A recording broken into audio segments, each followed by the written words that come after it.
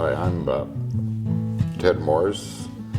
I've been building boats about 40 years, and I really like it.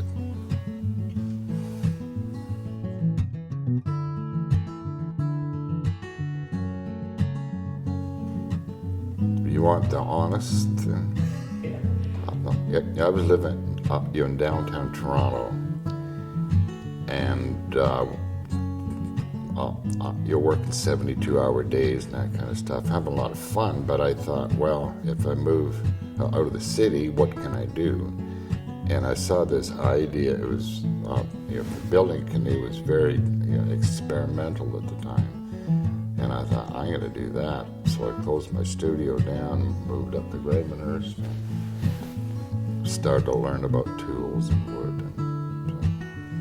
So it was really a way was getting out of the city.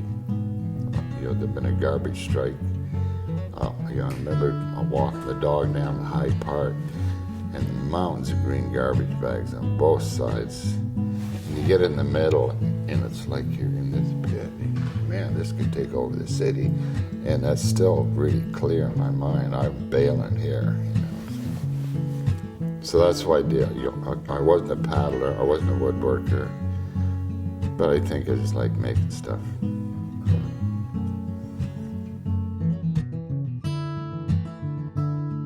One of the things that I guess really attracts me to any boat is that the design comes from what that boat does. So it isn't an idea somebody thought of. It's saying, how can I build a boat that does what I want to do? And a canoe is unique in that the nature of it has to be adaptable to a whole bunch of things. It's got to be light enough to carry. It's got to be seaworthy enough to get you across the lake in a blow. It's got to be big enough to carry your moose home. So, there's big demands on it. Ultimately, it's beautiful because that design is driven by meeting that objective.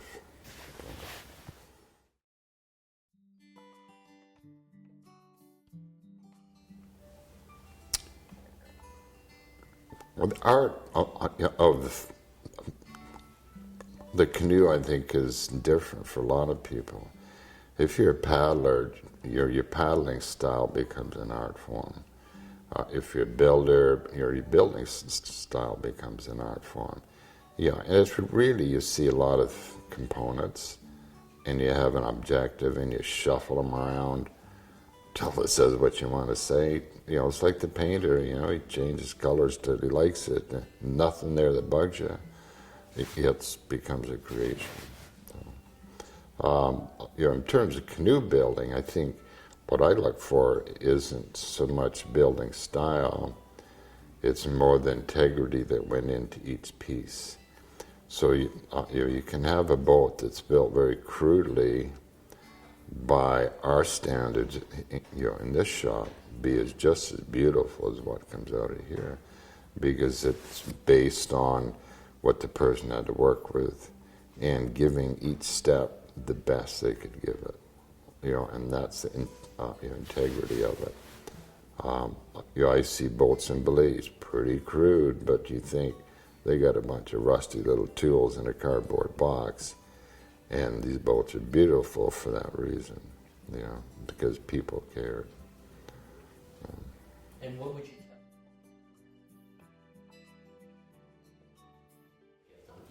Well, if it was my kids, I'd say keep your day job. No, I do think it's very hard to make a business out of building wooden canoes. Part of that is you're having so much fun, you keep adding details and learning things and experimenting, so it really sucks you in. So I tell people you can make a small fortune in the business, you just got to begin with a big one. It isn't the money, but for us, we've survived by doing many different things with the canoe. In other words, we put it in a whole bunch of different packages, and between all the little packages, I think we have a good lifestyle, and the traveling that we do is always related to it. And canoe people are usually darn nice people.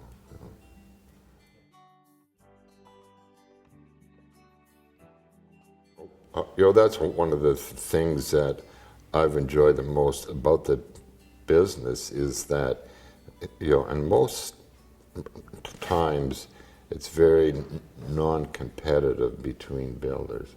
We go to shows not so much to sell product, it's to change ideas and steal from other people. And that's acceptable, and we can phone each other up and say, I'm having this problem, this isn't dry, what's the problem here? So it has been a really good fraternity, and it's really worldwide. See the emails we get every day from all over the world. It's, I feel really honored to be in this business, because every once in a while you have the privilege of being part of the drama of some people's lives. And sometimes building that canoe is really serious. It's a life preserver for people. I remember meeting a guy who, he lost a job and his wife and his dog, and he was going to kill himself. Wanders into a used bookstore and he picks up the book. And he thinks, well, before I kill myself, I can build this. And it changed his life.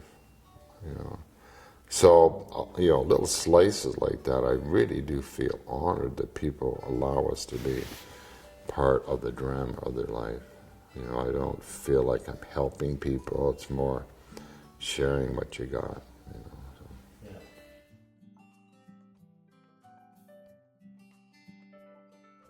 What's bad about it? What are the benefits of building boats? I think for the average amateur builder, one of the big things, is stress management. And the thing that is the rarest in life now is controlling a little bit of your life. You drive down a road, you got to stay on a certain side of the road. You go to work, boss tells you what to do. There's so few things that we get to control. You go home, you put the TV on, TV tells you what to think. But if you go out in the shop and you say, I'm going to build a boat, you put a tool on that bench, it stays there until you come and get it. So, little things like that are really liberating in that, you put that plank on the boat and you take the responsibility for it being in the right place. So that's a really healthy experience to know that, I can control a little bit of my life in this crazy world. So that's a big thing. Also, a lot of us have that image of a canoe from camp or whatever, and you think for 30 years, I'm going to build a canoe, and finally your life is positioned. The kids are gone to college, and orthodontist is paid for, and you're starting to get your life back, and you say, man, that was something I really wanted to do for a long time. So often that's a motivation to build. And that image is an image of when life was simple, life was free, your life was rewarding. So.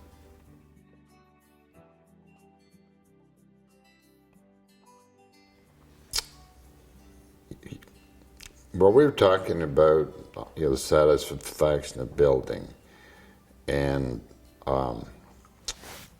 for me, it's gone past that. In that, I know how to build a boat. I know the tools. So what it gets to be, the satisfaction for me, is working with a rhythm, and it's when you can find the tool that you're going to use next. It's when this piece fits the last piece because you did a good job on the last piece. And it is like dancing, and I'm getting to be an old guy, but I can still get running back and forth putting these things together, And every day isn't like that, But that's the rare moment that I keep coming back for. You know.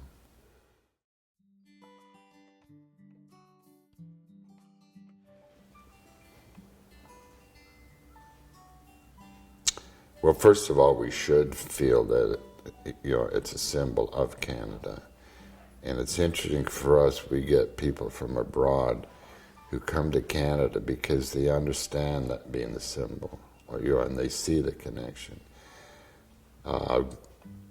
Most of us growing up here miss the connection, but I think if you go back to a good experience at summer camp or at the cottage or whatever, so you do have that familiar image, it does keep you coming back.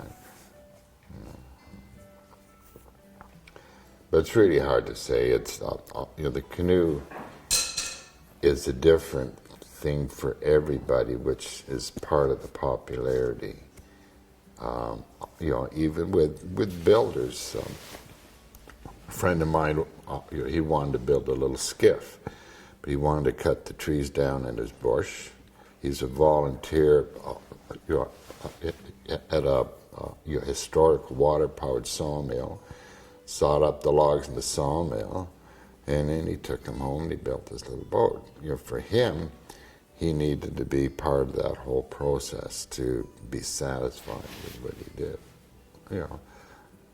So I thought that was kind of cool. Yeah.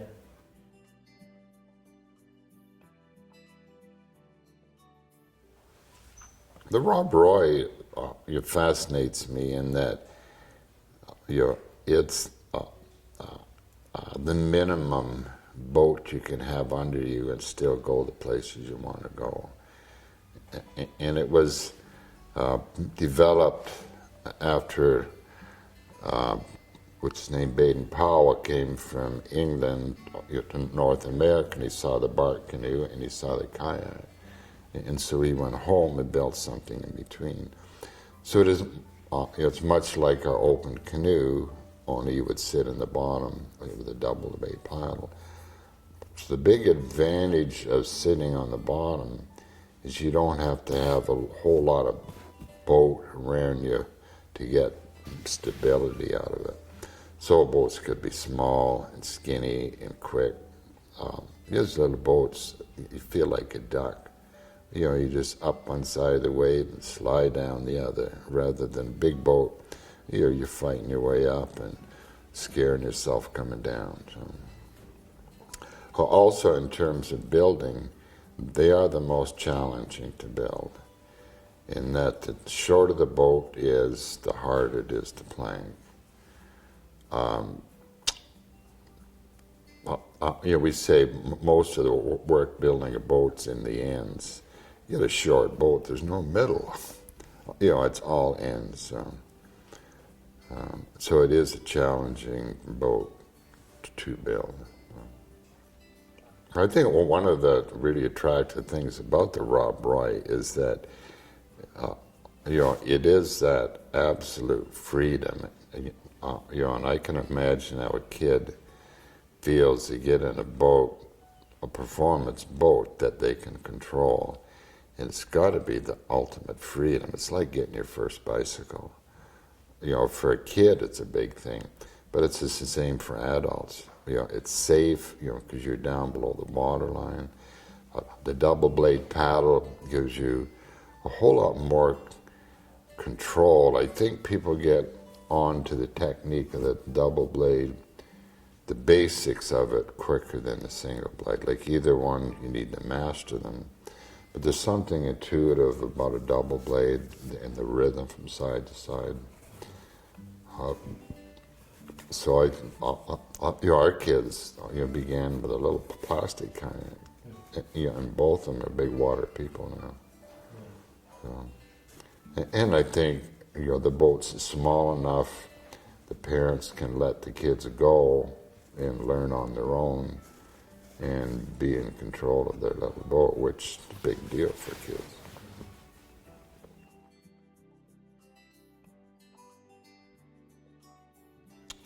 The Prospector was built by the Chestnut Canoe Company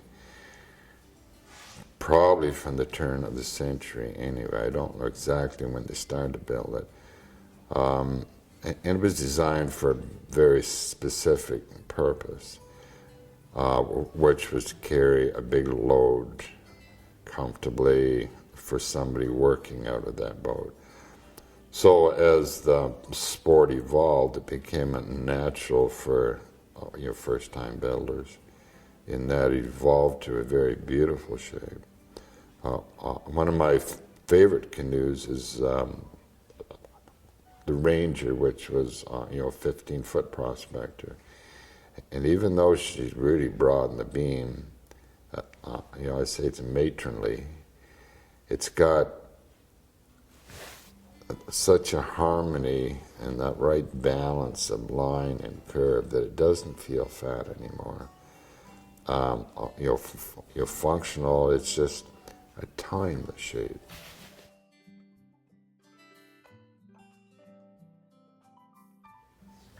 Well, I think a keel, is misunderstood by a lot of people. They think a keel's going to make it untippy.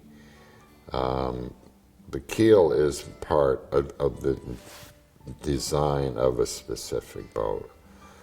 So the old cedar strips, 31, 32-inch beam, V-bottom, keel, lake boat, great lake boat, but it wouldn't do what the Prospector did, which was to come down the river to be able to pivot really quick. So, you could talk about putting a keel on the Prospector. All you do is mess up a good design.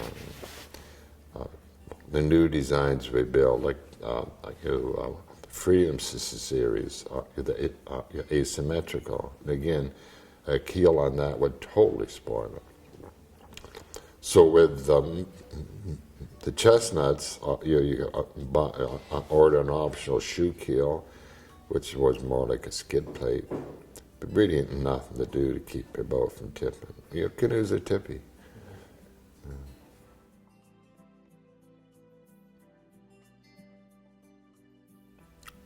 Well, originally I think all the racing canoes began as recreational canoes. And then as the sports developed, then, and also as materials evolved, then they became more specific for that intended purpose. In the beginning, recreational canoeing was paddling around the lake, paddling down the river, going to the regatta. But now we use them for whitewater kayaking, downriver racing, sailing, many, many packages that you can put that canoe in. But the sprint boats are interesting in that, until we had Steve Killing, a yacht designer, redraw them in 2000, that design of the war canoe, the C-15, hadn't changed since 1940, and the C-4, I'm sure, predated that. It's got to be the only piece of sports equipment in the world that doesn't evolve weekly. You think of skis, you couldn't be competitive in skis from 20 years ago. They just wouldn't do the things we do. So, in 2000, we kind of looked at the boats and really defined what they were expected to do, and then you designed to make them do that better. So the big problem the old ones had were that, they would stay in the lane, but they were a lot like a streetcar, and that streetcar, great on the track, but watch out when it gets off the track because you have no idea where it's going to go. So he was able to get more potential control into the design. Also, with the war canoe, we designed it so that the stern at rest sinks about 4 inches lower than it does at speed. And the idea there was that the cox, he was in the back with a paddle, He can get 4 or 5 good strokes in without influencing the direction the boat's going. So as the boat gets up to speed, the stern rises. Well, he's lost that advantage, but it does give you that little bit of an advantage getting off the line. But mainly it's, controllability. Also, the old ones, the faster you went, the lower the stern would sink. So he had a fair bit of displacement in the stern, so didn't tend to squat as speeds went up. The old ones, you look up and they're always paddling out of the hole, and the faster they went, the deeper the hole would be. So.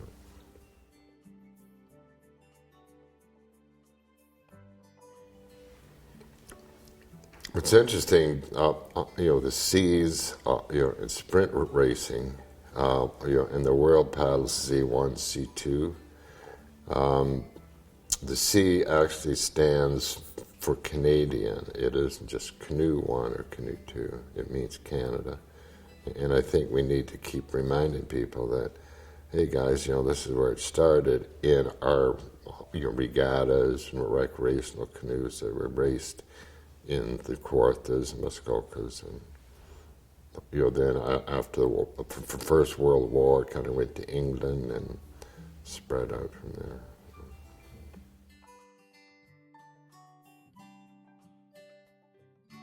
Well, we call it C-15, Right. but everybody called it war canoe. Now, what war canoe means? The Aboriginals had war canoes, but they weren't 15 paddlers. I think, you get 9 boats all the same, you got war anyway. You line them up to start and the battle begins. So it is a fight. Yeah.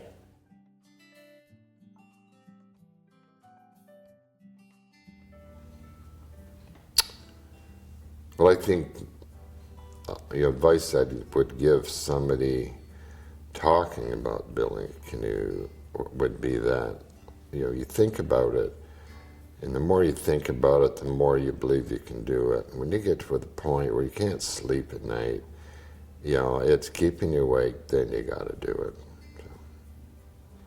So, because it is a big commitment if you're not committed.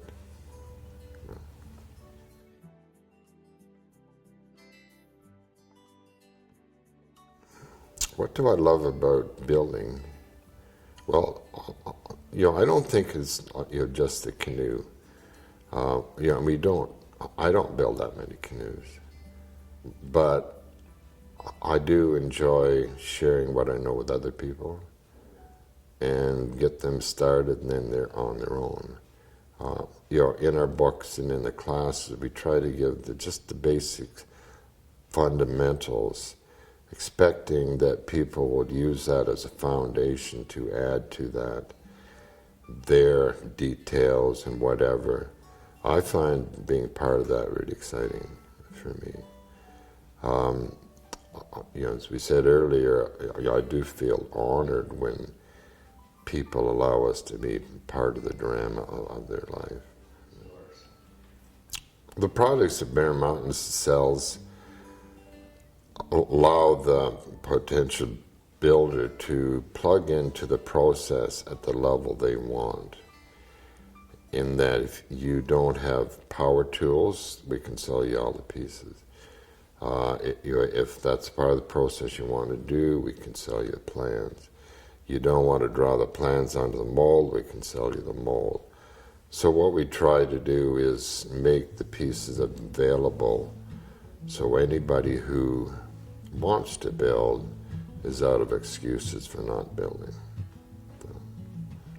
And we try to sell really good parts because we believe that the first boat's not a practice boat. You should have high expectations for the first boat. And if the pieces we sell you fit together good, then the experience is a whole lot more pleasant. Although in the classes we always look for somebody to do something wrong or something to break.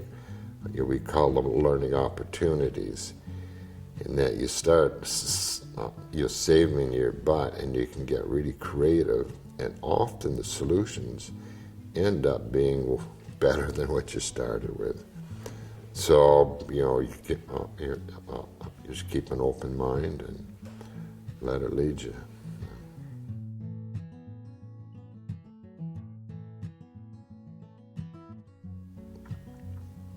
Well, I really enjoyed being in this business, and canoes are fun, making stuff's fun, paddling's fun,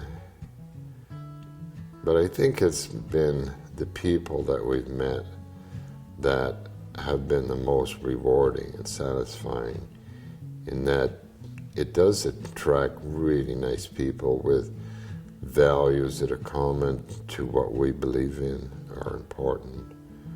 And it's become a lifestyle.